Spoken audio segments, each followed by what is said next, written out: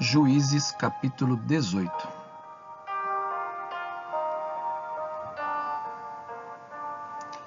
Mica e a tribo de Dan. Naqueles dias, não havia rei em Israel, e a tribo dos danitas estava procurando um território para morar, porque até aquele dia não tinham recebido herança entre as tribos de Israel. Então os filhos de Dan enviaram 5 homens dentre todas as famílias da sua tribo, homens valentes, de Zorá e de Estaol, para espiar e explorar a terra. E lhes disseram: Vão e espiem a terra. Chegaram à região montanhosa de Efraim até a casa de Mica, e ali pernoitaram. Quando se aproximaram da casa de Mica, reconheceram a voz do jovem levita. Chegaram perto dele e lhe perguntaram: Quem trouxe você para cá? O que está fazendo aqui? E o que prende você a este lugar? Ele respondeu: Assim e assim Mica fez comigo. Ele me contratou, e eu me tornei o sacerdote dele. E eles lhe disseram: Então, por favor, consulte a Deus, para que saibamos se o caminho que seguimos irá prosperar. O sacerdote respondeu: Vão em paz. O caminho de vocês está sob as vistas do Senhor. Os 5 homens partiram e chegaram a Laís. Viram que o povo daquele lugar vivia em segurança, segundo o costume dos sidônios, em paz e sem desconfiar de nada. Nenhuma autoridade havia que, por qualquer coisa, os oprimisse. Moravam longe dos sidônios e não tinham contato com os outros povos. Então 5 homens voltaram a seus irmãos em Zorá e Estaol, e esses irmãos lhes perguntaram: E então, o que nos dizem? Eles responderam: Preparem-se e vamos atacá-los, porque examinamos a terra e eis que é muito boa. Vão ficar aí parados?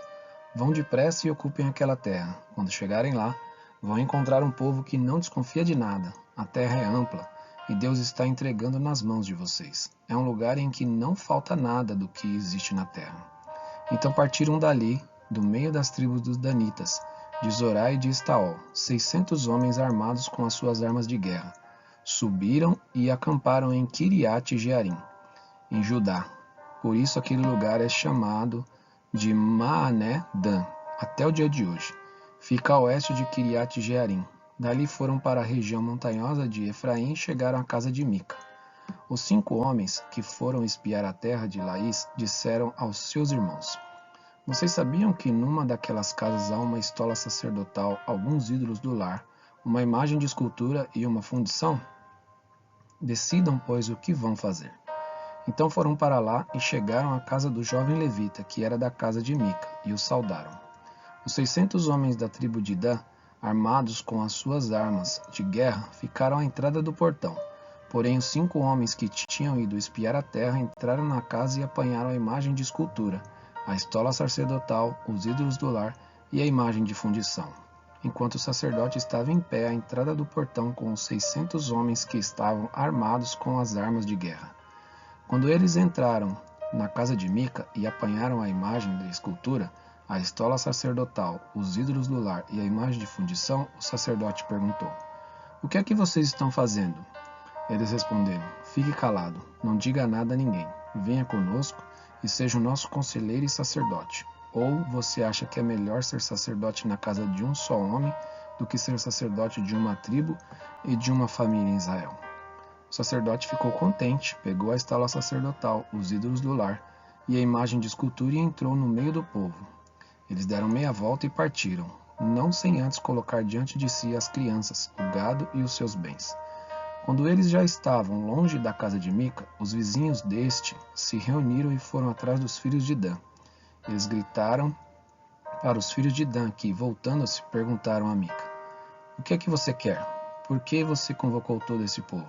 Mica respondeu: Vocês pegaram os deuses que eu fiz e também o meu sacerdote e foram embora. O que sobrou para mim? E vocês ainda me perguntam: O que é que você quer? Porém os filhos de Dan lhe disseram: Seria melhor você ficar calado, porque senão algum dos nossos homens poderiam ficar irritados e acabariam atacando você. Nesse caso, perderiam a vida você e os da sua casa. Assim, os filhos de Dan seguiram seu caminho, e Mica, vendo que eram mais fortes do que ele, deu meia volta e foi para casa. Os homens de Dan levaram as coisas que Mica havia feito e também o sacerdote dele, e foram a Laís, a um povo que vivia em paz e sem desconfiar de nada. Mataram os moradores a fio de espada e queimaram a cidade. Não houve ninguém que os livrasse, porque moravam longe de Sidão e não tinham contato com os outros povos. A cidade ficava no vale junto a Bet-Rebote. Os filhos de Dan reedificaram a cidade e passaram a morar nela. E lhe chamaram Dan, segundo o nome de Dan, seu pai, que era filho de Israel. Porém, no passado, o nome dessa cidade era Laís. Os filhos de Dan levantaram para si aquela imagem de escultura, e Jonatas, filho de Gerson e neto de Moisés, ele e seus filhos foram sacerdotes da tribo dos Danitas até o dia do cativeiro do povo. Assim, pois, a imagem de escultura feita por Mica ficou entre eles durante todo o tempo em que a casa de Deus esteve em Siló.